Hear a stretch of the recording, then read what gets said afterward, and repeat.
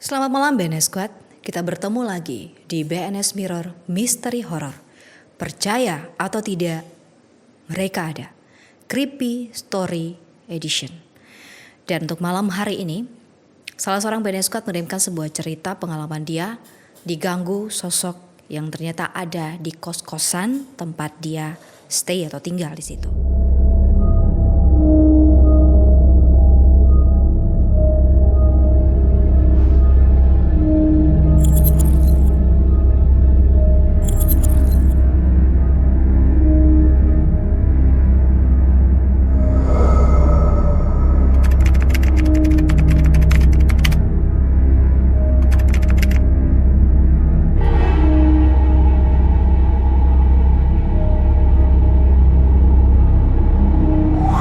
Tidak jarang ya, kos-kosan sering menjadi tempat yang sering diganggu seperti itu, entah itu yang dikirim maupun penghuni yang ada di sana. Lantas seperti apa cerita BNS Squad yang satu ini? Begini ceritanya. Halo BNS Team, saya mau berbagi cerita tentang kos saya waktu masih kuliah di Kupang. Jadi awal cerita saya dari kampung ke Kupang itu bulan Agustus 2014 untuk melanjutkan pendidikan saya ke perguruan tinggi S1 di salah satu kampus di Kupang. Singkat cerita, saya dapat kos di area Oesapa. Untuk saya sendiri, bukan tipe orang yang sensitif, bisa dengar atau cium aroma maupun melihat makhluk astral begitu. Itu kos yang saya tempati adalah kos yang pertama dan terakhir sampai saya selesai kuliah. Awal kos saya merasa biasa saja. Keanehan mulai sekitar 6 bulan setelah tinggal di kamar itu. Hampir setiap malam saya sering mengalami mimpi basah. Tapi saya sendiri saat bangun tidur selalu lupa mimpinya bagaimana, dengan siapa, dan berbuat apa. Awalnya saya pikir itu normal. Tapi lama-kelamaan saya takut sendiri. Setelah saya coba untuk menguranginya, memang sudah jarang mimpi basah, tapi hal yang aneh mulai terjadi. Sering ada orang yang pukul tembok belakang kamar seperti sedang memaku sesuatu di tembok. Awalnya saya pikir tetangga kos yang lagi renovasi kamar atau lagi pasang paku untuk menggantung sesuatu. Tapi aneh, hampir setiap malam selalu berbunyi. Sampai situ pun saya belum mengerti. Yang paling parah terjadi ketika masuk tahun kedua, di mana saya sudah tidak lagi mimpi basah, tapi anehnya saya tidak boleh tinggalkan kamar kos satu malam saja. Kalau tidak, besoknya pasti saya kena ketindihan terus. Jadi hampir setiap minggu selalu ada ketindihan terus. Apalagi kalau saya tidak sempat pulang kos dan nginap di tempat lain, pasti besoknya ketindihan sampai setengah mati bernafas. Ada juga saya sering mimpi yang aneh, yaitu mimpi di atas mimpi atau mimpi di dalam mimpi. Jadi contohnya, saya mimpi buruk dan usahakan untuk sadar. Nah setelah saya sadar, saya pikir itu sudah sadar. Ternyata masih dalam mimpi yang lain di saat yang bersamaan itu. Dan itu bisa 3 sampai 4 kali lipat. Yang paling sadis, waktu saya menyusun tugas akhir. Ceritanya setelah pulang penelitian dari kampung, mama saya pesan bilang banyak berdoa. Karena kalau sudah mau selesai begini, nanti banyak orang yang tidak suka dan selalu cari jalan untuk kasih gagal kuliah. Singkat cerita, waktu saya kerja tugas akhir di kos dan ketiduran. Kebiasaan saya kalau tidur tidak biasa tutup pintu kamar. Dan waktu itu saya ingat sekali, bulan lagi purnama. Dan entah mimpi atau lihat langsung, ada 3 orang lelaki tubuh besar menggunakan pakaian serba hitam berdiri di depan pintu dan melihat saya sambil tertawa dan dong bilang, "Untung ada orang yang jaga lu. Kalau sonde, lu habis ini malam." Dan saya kaget bangun, ternyata itu jam 3 subuh. Sampai sekarang saya sudah selesai kuliah dan keluar dari Kupang. Tapi saya dengar kabar kalau itu kamar belum ada penghuni baru sampai sekarang. Ada yang pernah tinggal, tapi hanya beberapa minggu saja dan keluar. Dan itu kamar saya juga orang ketiga yang tempati. Orang pertama dan 2 yang tinggal juga hanya sebentar saja. Mereka pindah kos. Demikian cerita dari BNS Squad tentang gangguan yang dia alami di kosannya dia, tempat dia tinggal ketika dia kuliah di Kupang. Dan seperti apa, apakah benar, kita akan telusuri juga terkait dengan kos-kosan dan kenapa sampai ada makhluk seperti itu. Apakah mungkin dia ini yang menarik atau memang kos yang punya kosnya yang memiliki atau memelihara atau seperti apa. Kita akan berbincang bersama dengan rekan indigo saya, Jo. Terima kasih ya Kak Jo udah hadir di sini malam hari ini dalam Creepy Story Edition untuk BNS Mirror kita. Dan kita bahas tadi terkait mengenai kos-kosan yang ternyata dia dari kampung nih ke Kupang ngekos, sering mimpi basah, sering ketindihan kayak begitu. Walaupun memang tidak ada cerita bahwa dia melihat ya. Karena dia sendiri mengakui di awal bahwa dia bilang dia bukan orang yang peka, dia bukan orang yang bisa lihat makhluk astral dan sebagainya. Hanya itu yang dia rasakan dan dia berbagi cerita buat kita. Jadi saya mau langsung ke Kak Jo aja nih, dari segi atau pandangan anak indigo ya, bahwa memang di kosan-kosannya dia ini apakah betul ada penunggunya, apalagi di kamarnya tuh gitu, karena sering orang nggak betah di situ katanya. Untuk di kosannya memang sudah pasti ada, di tempat manapun pasti ada begitu. Kalau di kosan sudah pasti ada, dan biasanya memang kalau di kos itu tidak cuma satu, pasti lebih dari satu. Oh ya? Iya, bahkan bisa sampai banyak lah, lebih dari 10 begitu. Tapi kita lihat kembali apakah lingkungannya tuh begitu kan. Dia sendiri bilang dia kayak rasa dia sendiri yang tidak nyaman di itu kos gitu. Bisa jadi dia waktu di akhir cerita juga tadi dibilang kalau lu syukur ada sosok yang bilang lu syukur karena ada yang jaga lu di dia mimpi kok kalau salah tuh. Iya, di mimpinya betul. Jadi itu dia, mungkin karena dia ini orang nih, ini anak nih, mungkin dia ada bawa sesuatu dari dia kampung. Begitu. Entah dia sadar atau tidak, nah, kita tidak tahu nih dia bawanya dia sadar atau tidak begitu. Tapi sepertinya dia tidak sadar karena dia pun tidak peka begitu. Bisa jadi yang ganggu dia pun sesuatu yang dari itu kos memang. Tapi bisa jadi mungkin karena orang yang tinggal di sekitar situ merasa tidak nyaman karena adanya barang yang dari ini anak begitu. Nah untuk soal yang ketindihan atau segala macam, nah itu apa namanya? Apalagi dia ada bilang dia masturbasi lah gitu. Itu biasanya kalau cowok kayak gitu, apakah di apa namanya ditemui di mimpi gitu oleh sosok, mohon maaf ya, perempuan mungkin? Seperti apa sebenarnya itu? Begitu sudah. Kalau mimpi basah ya saya laki-laki lah.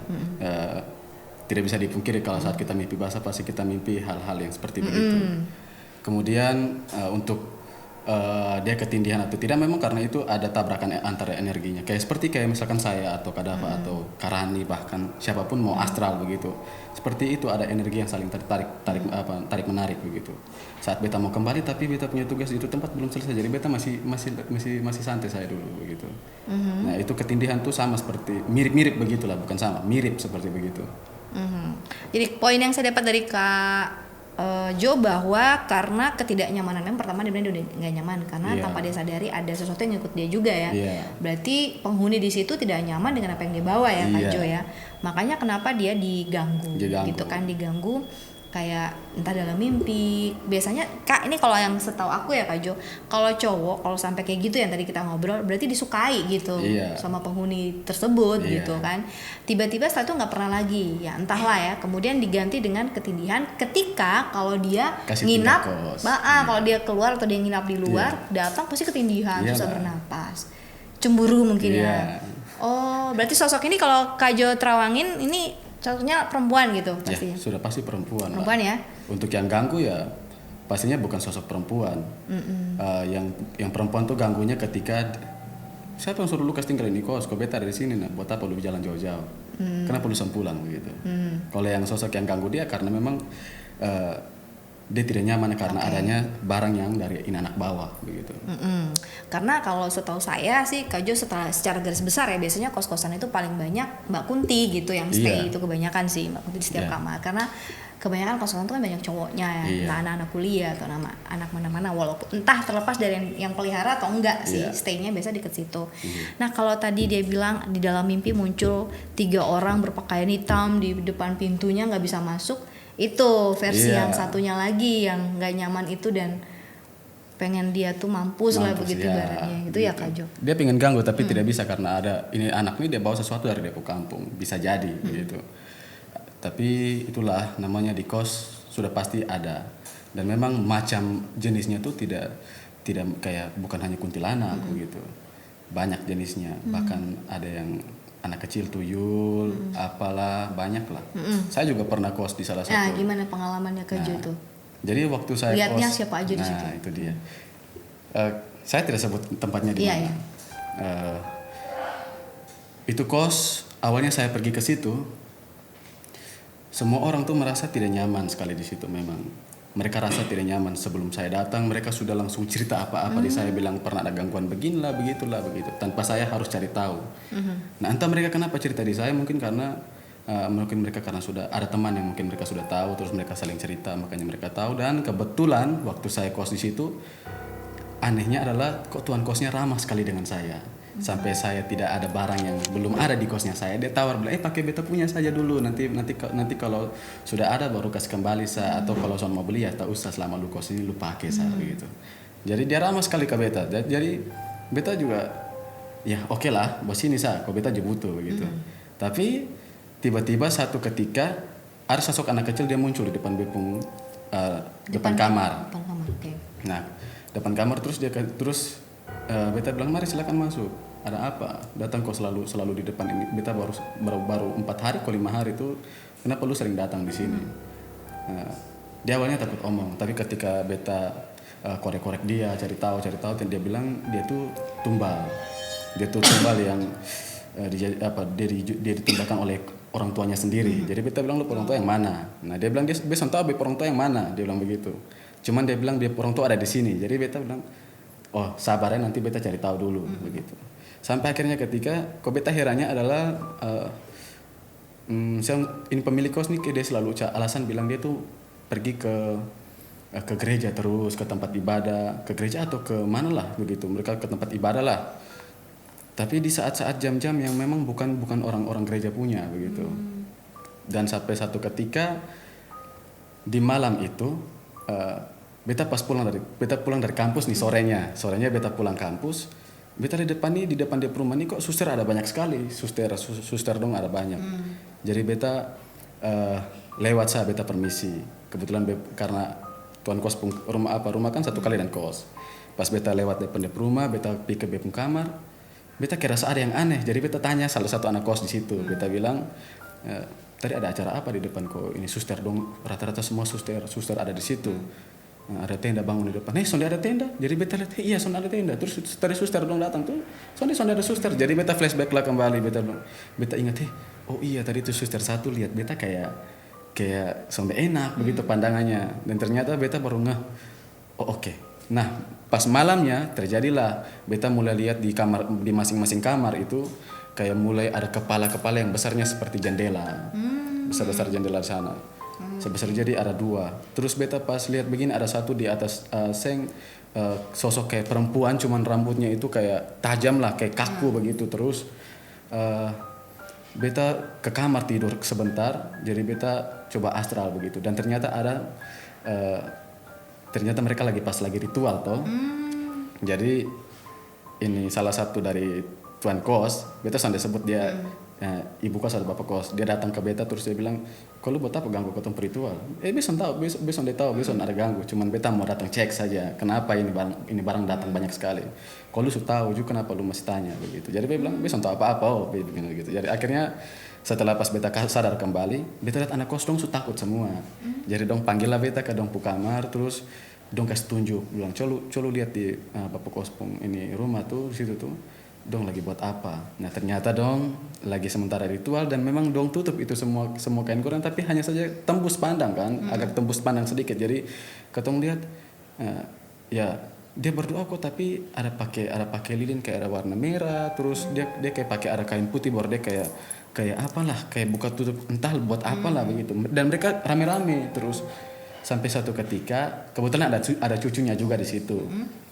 Pas setelah mereka buat, nah, dong buka pintu dan langsung itu dia cucu spontan bilang ini, Opa, Oma, tadi kenapa di dalam ada banyak setan? Nah, jadi langsung semua anak kos langsung gitu. Jadi akhirnya beta langsung panggil itu anak.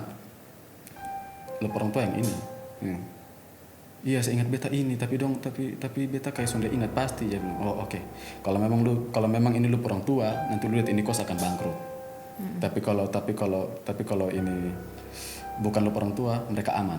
Lu tenang sah, begitu. Lu mau ikut beta atau lu mau tinggal sini? Beta lebih aman tinggal sini meskipun dong ada banyak sini dong.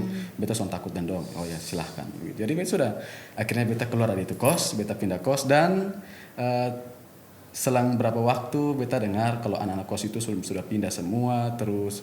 Oh ya kebetulan BEM kamar tuh bekas orang bunuh diri. Oh, berarti ada sejarahnya juga ya. BEM kamar tuh bekas orang bunuh diri situ. Terus beta sempat lihat dong sujual itu kos sih. Sujual ya, berarti kan bangkrut ya. Berarti memang itu tumbal ya dari anak tersebut. Nah itu cerita mistisnya, cerita seramnya Kajo di tempat kos, dan memang di mana-mana kayak gitu. Kayak Beta aja juga punya pengalaman kos, akhirnya kita pembersihan ya bertiga ya tempat itu. Baik, jadi tips yang bisa Kajo sampaikan kepada BNS Squad juga nih terkait dengan bagaimana kita menghadapi segala sesuatu, penghuni kayak atau makhluk astral kayak. Kan kadang kita nggak sadar kalau kita punya kodam kayak atau ada yang lindungin kan, entah itu bersinggungan sama mereka. Kalau kita milih tempat kos yang harusnya baiknya tuh kayak gimana gitu, karena di luar mungkin kelihatan bagus nih ya, tapi kan kita nggak tahu covernya bagus, dalamnya mungkin saja di dalam itu dunia lain lagi yang ada stay di situ. Oke.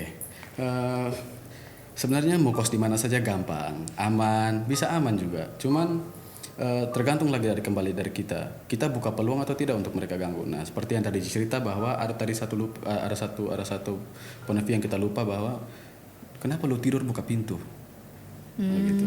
Lu tutup pintu, lu buka pintu bisa, tapi di jam-jam mana dulu?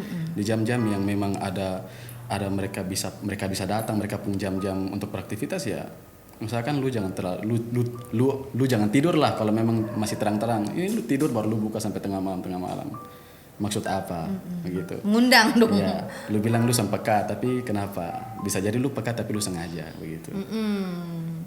Terus sengaja karena kan mohon maaf ya mimpi bahasa terus mungkin gara-gara itu ya. Terus apa namanya? Kalau sudah ada terjadi hal-hal begitu, coba telepon keluarga atau orang tua yang mungkin mereka tahu kenapa ini barang dong sering ganggu beta begitu. Supaya lu jangan bingung. Kalau karena lu bingung terus lu cari cara jalan sendiri, tiba-tiba beresiko tambah buat lu. Nah, bisa sakit mungkin, bahkan mungkin lebih parah. Ya beruntungnya tadi ada yang jaga ya. Kayaknya kan orang tuanya tahu dia mau jalan ke sana nih, jadi itu kayaknya dari leluhur ya. Kemungkinan dari leluhur itu, dari kampung kan. Kemungkinan besarnya. Oke lah kalau gitu. Jadi intinya itu, dan banyak berdoa juga. Iya, itu memang jelas. Malam sebelum tidur tuh harus berdoa gitu kan. Kita nggak tahu kos kiri kanan kita mungkin ada yang makan, ya kan? Kita yang kenanya gitu kan. Mereka tahu ini orang baru nih, bagus nih, apalagi single nih gitu kan. Bahaya biasanya kayak gitu. Jadi tetap berhati-hati, tetap berjaga-jaga saja, perkuat berdoa, dan cari tahu dulu nih kosannya ini dari sisi Feng Shui juga ya, posisi tidurnya juga. Posisi tidur juga harus diperhatikan. Iya kan, posisi tidur ya. Iya, kalau kita menghadap ke matahari terbenam itu ya aman lah, tapi kalau terbit itu arah mayat lah orang bilang. Kayak gitu ya. Jadi penting untuk kita perhatikan posisi tidur. Utara, selatan, timur, barat penting untuk kita ketahui ya, supaya kita jangan diganggu atau ketindihan. Bisa jadi mungkin ketindihan itu karena posisi tidurnya salah, teranjangnya salah gitu. Baik, itu dia pesan untuk BNS Squad semua yang mungkin mau cari-cari kos, ada mungkin mau kuliah lah di Kupang gitu kan, dari kampung datang ke sini biasanya dikasih sama orang tua. Selain jajan juga ada yang lain gitu untuk ngikutin buat jaga-jaga kan ya. Tetap untuk berhati-hati saja. Kadang-kadang kalau udah merasa nggak enak, sering sakit-sakitan ya di kosan tersebut, atau mungkin aneh ke dokter katanya kasih obat nggak sembuh-sembuh, pindah aja gitu, pindah kos aja, cari kos lain supaya jangan ketindihan atau sleep paralysis kok apa sleep paralysis itu tadi istilahnya ya. Jadi jangan lupa BNS Squad untuk like, komen, subscribe sebanyak-banyaknya hingga mencapai 100.000 subscriber, dan jangan lupa untuk bunyikan tanda lonceng agar kalian tahu video terbaru dari BNS Mirror. Dan buat kalian yang ingin mengirimkan cerita-cerita horor yang menarik dan juga mengerikan, penuh misteri, langsung saja kirimkan di email bomongnonstop@gmail.com di bawah ini. Karena BNS Mirror, misteri horor, percaya atau tidak, mereka ada.